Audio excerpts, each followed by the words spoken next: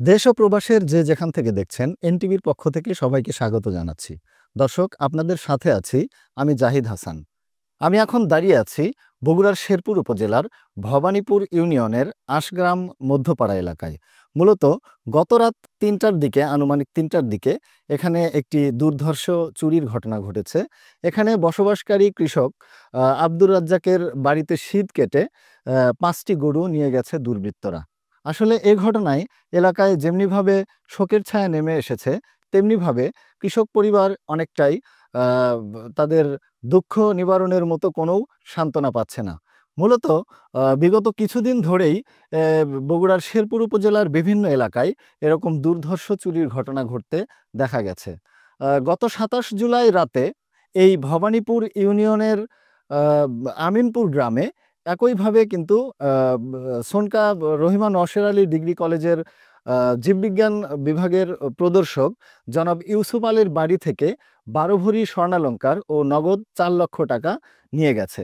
যদিও শেরপুর থানা পুলিশের সঙ্গে আমরা কথা বলেছি, তারা জানিয়েছেন যে এ ঘটনায় একজনকে গ্রেপ্তার করা হয়েছে, কিন্তু টাকা ও স্বর্ণালংকারের কিন্তু কোনো হদিস তারা এখনো করতে পারেনি।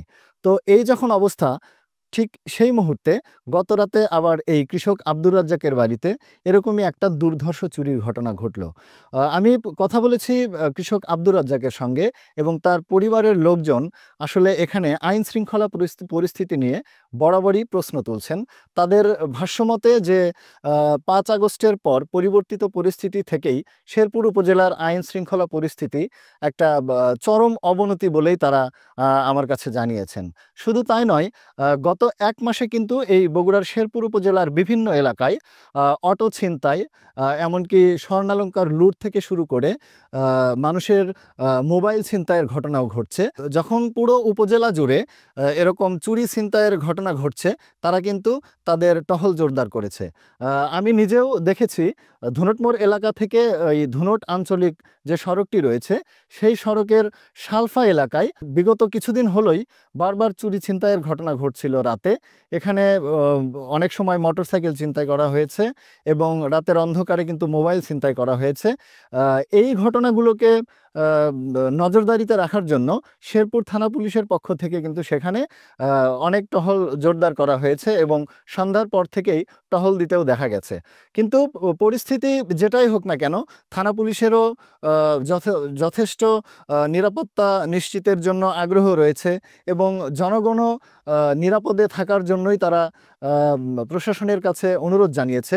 কিন্তু তারপরেও কিন্তু এই চুরি ছিনতাইয়ের ঘটনা, এমনকি এই বড় বড় দুর্ধর্ষ চুরির ঘটনা এখনও থামানো যায়নি। আমি মোহাম্মদ আব্দুর রাজ্জাক, আমার বাড়িটা আশগ্রাম মধ্যপাড়া।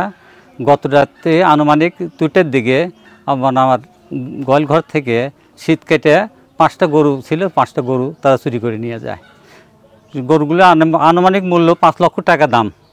আচ্ছা, এই গরুগুলো ক্রয় করতে আমি আত্মীয় স্বজন থেকে অনেক টাকা বসে নিয়ে আসছি, ধার করে নিয়ে এসে পরে এই গরুগুলো নিয়ে গেল। আমি আর সর্বশান্ত এটা আইন শৃঙ্খলার বাহিনীর কাছে আমার একটা আবেদন থাকলো যে এটা দ্রুতভাবে দেন, আমার একটু পদক্ষেপ নেয়। আমি আর সাধারণ একদম কৃষক মানুষ, আমার এই একটা ক্ষতিগ্রস্ত হলো, আমার চলার মতো তো আর কোনো পন্থা নেই, খুব কষ্ট করে দিন যাপন করতেছি। এটা আপনাদের কাছে আমার আকুল আবেদন থাকবে, এটা দ্রুতভাবে পদক্ষেপ নিয়ে আমার এই জিনিসটা যাতে উদ্ধার হয়, এই ব্যবস্থা করা হয়, এটা প্রশাসনের কাছে আবার আমার কাছে অনুরোধ থাকলো। না, আমি কোনো লোক দেখি নাই, আমার সন্দেহ কারোর উপরে নাই। না, আমার সাথে কারো কোনো শত্রুতা নাই, কিন্তু এটা কাজটা করলে খুব আমার মনে করেন যে খুব একবারে আমাকে নিঃস্ব করে দিয়ে দিল।